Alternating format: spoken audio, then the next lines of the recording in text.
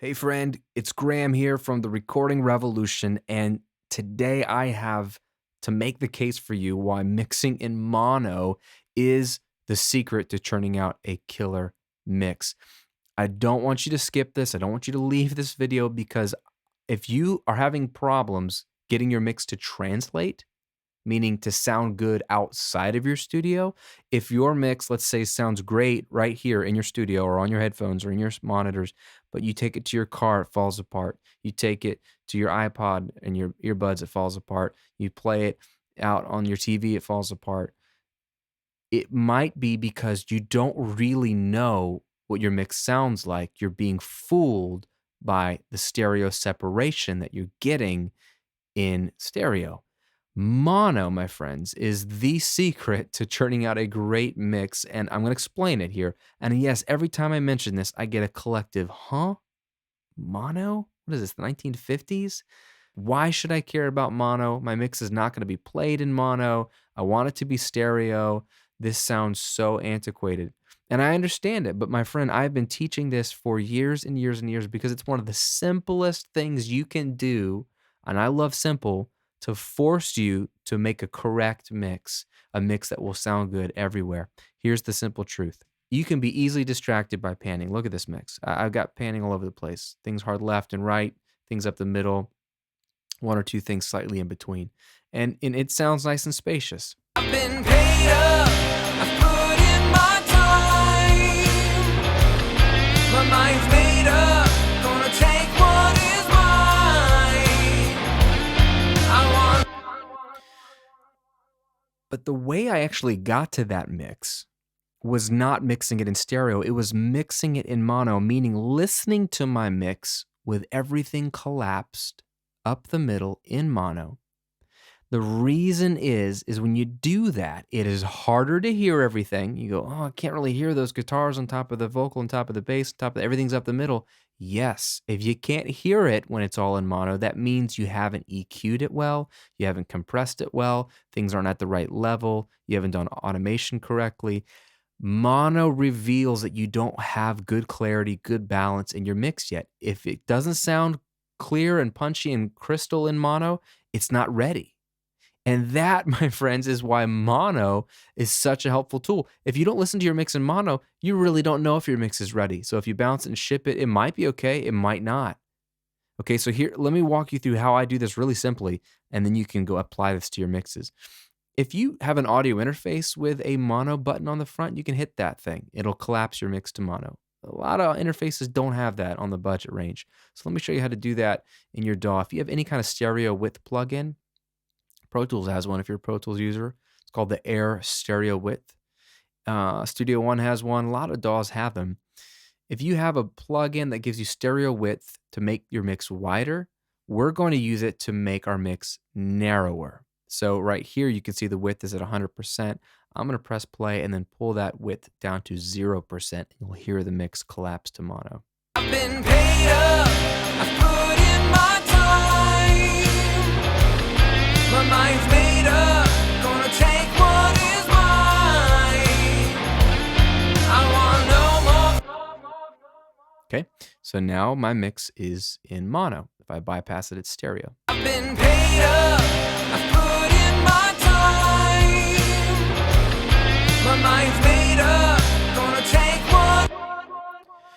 So now I have a mono button in effect with just one plugin. So, if you can bypass your plugins just by clicking them in Pro Tools, I can hold command and click on and off. It can be stereo, mono, stereo, mono. We created our own mono plugin with a stereo width plugin. Okay, la-di-da. You do that early on in your mix when you've already kind of got a rough level, already got a balance.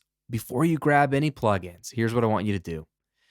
Put your mix in mono like this, and then start EQing, then start compressing, then start saturating, then double check your levels and your balance, all while listening to it in mono.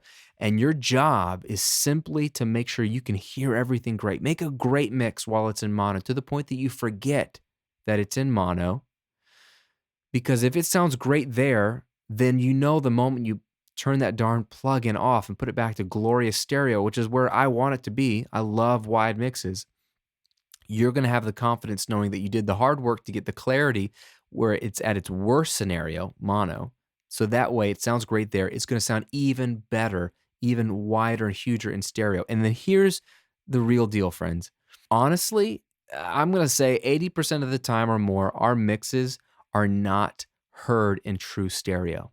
Think about it. If someone's listening to your music in the car, they're sitting closer to the left or the right speaker. They're not really hearing it in perfect stereo.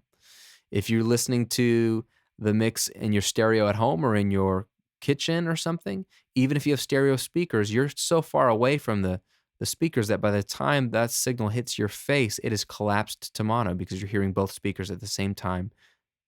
If you're even listening to music on headphones, but you're at the gym, running on the treadmill or riding your bike or out for a run, yes, you're in headphones, but there's so much noise outside, it's really hard to hear this separation and distinction in stereo. Unless you're listening in headphones in a perfectly quiet environment or sitting in front of your speakers like you probably are in your studio, you won't be in a perfectly stereo scenario, meaning most people are going to hear your mix in a collapsed mono to some degree.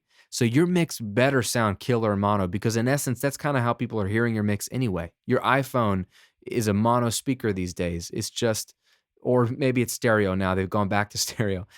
It's either way, if you're anywhere away from the speaker, it's not stereo. It's going to collapse to mono. So this is the key to force you to make correct mixing decisions. And I'll end my rant there. I want you to try it on your next mix. Collapse your mix to mono before you put in any plugins, before you do EQ and compression. It will force you to make a much better sounding mix that will translate, have no phase problems, because if they were, you'd hear them. It'll be balanced and clear and crystal no matter where it is played. And this, my friend, is the secret that I use every time. I will not do a mix without using mono because it is that helpful. Now, I'll be honest, this is one small piece of the mixing puzzle, and mixing is even one small piece of the song creation and recording puzzle.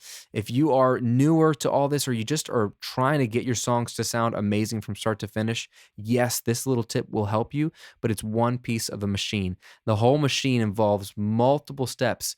In fact, I have outlined it all down to 6 steps of how to get a incredible sounding song, a song that sounds so good, it could be on the radio, which is sort of my benchmark. Radio ready, as it were. And what I've done is put those 6 steps together for you into a free guide as my gift to you. It's called the 6 Steps to a Radio Ready Song. And this is going to walk you through the entire process, not just mixing, not just recording, all the way back to the song creation process of the flow that I follow when I write, record, edit, mix, master, release songs. I'll walk you through the entire process, all 6 major steps with all kinds of tips and tricks in between. It is a really robust guide, but a quick read. It's something I've been wanting to put together for a long time. I finally have it together, and it's absolutely free for you. Just go to radioreadyguide.com. I'll put the link in the description box here on the screen. It's a free download, so easy. You can read it on your phone, or if you're old school like me and you want to print it up, have it in your little library or on your desk when you're making a song. The next time you sit down to write or record or mix or whatever, this will give you the guide. It'll give you the map of what to do next, what to not skip, and a lot of helpful tips and tricks along the way. And like I said, it's my gift to you. Just go to radioreadyguide.com and get your free download. That's it for today. Subscribe to the videos if you enjoy them. Otherwise, stay tuned for some more great content coming your way.